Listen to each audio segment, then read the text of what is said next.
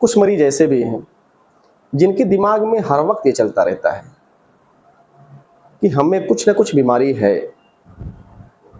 वो हर किस्म के डॉक्टर से मिलते रहते हैं, एक डॉक्टर से दूसरे डॉक्टर, दूसरे डॉक्टर से तीसरे डॉक्टर। वो महीने में कई डॉक्टर को बदलते हैं, जिसको डॉक्टर शॉपिंग भी कहा जाता है। वो हर डॉक्टर से रिपोर्ट भी लिखवाते रहते हैं, हर किस्म की ब्लड टेस्ट,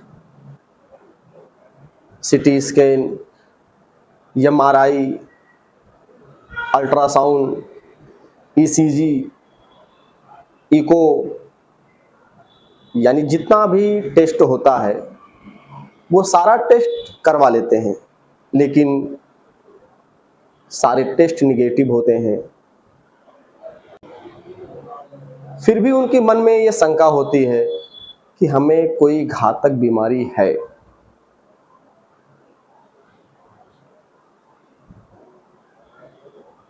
साथियों, इस बीमारी को इलनेस एंजाइटी कहा जाता है। उसी बीमारी को हाइपोकॉन्ड्रियोसिस भी कहा जाता है। साथियों, ये जो बीमारी है सस्पेंस वाली, मरीज को घबराहट होती है, नींद की कमी हो जाती है, उसे हर वक्त ये लगता है कि मुझे कोई घातक बीमारी है। साथियों, ये एक मानसिक बीमारी है और मरीज इसलिए दुखी होता है कि वो जिस डॉक्टर के पास जाता है, डॉक्टर यही कहता है कि आपको कोई भी दिक्कत नहीं है, सारी रिपोर्ट नॉर्मल है।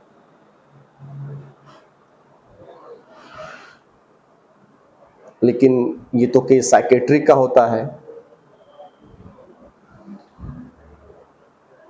साइकेट्रिक ही इस बात को समझ पाता है कि इसको इलनेस एंजाइटी डिसऑर्डर है।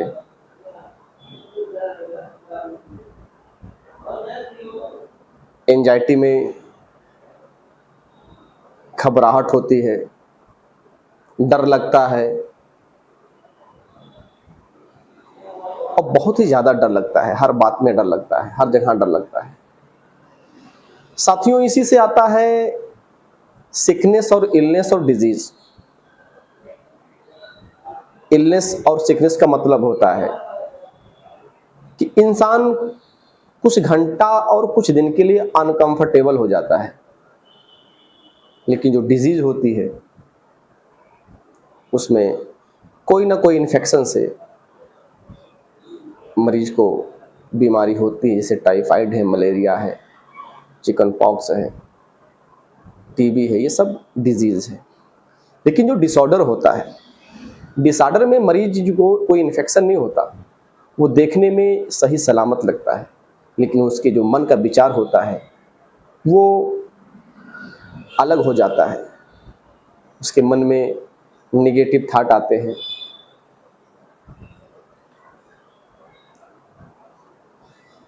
तो साथियों, इलनेस एंजाइटी डिसऑर्डर में बहुत सारे सिम्टम्स हो सकते हैं। बुखार का महसूस होना, पेट में दर्द का महसूस होना बराबर होता रहता है, पूरे शरीर में दर्द का होना,